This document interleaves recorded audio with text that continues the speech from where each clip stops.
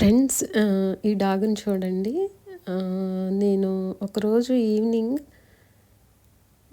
ఇంటికొస్తుంటే దారిలో కనబడిందండి. Remaining డాగ్స్‌కి food ఇచ్చి వచ్చేటప్పుడు. ఫస్ట్ టైం నాకు ఈ డాగ్ కనబడింది. పాపం దాని ఫేస్ మీద ఏదో సంథింగ్ జరిగింది. భయంకరమైన గాయం ఉందండి. అప్పటికి 9:30 అయిపోయింది టైము. ఇంకా నేనేం చేయలేక దాన్ని చూసి చాలా బాధ అనిపించింది. కొంచెం 2 ప్యాకెట్లు పాలు పెట్టాను. ప్రెజెంట్ దాని ఆకలి తీరడానికి. నిస్సహాయంగా రోడ్ సైడ్ నుంచి నడుచుకుంటూ వస్తుంది. చాలా బలహీనంగా ఉంది. ఇంకా గబగబా ఆగి దానికి ఒక 2 ప్యాకెట్స్ పాలు పెట్టాను. కొంచెం పెడిగ్రీ కూడా ఇచ్చాను. ఇంకా ఈవినింగ్ 9:30 అంటే ఇంకా ఆ టైంలో ఏం చేయలేం కదా!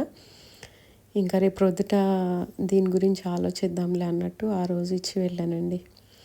నిజంగా చాలా చాలా హెల్ప్లెస్ కండిషన్ అండి.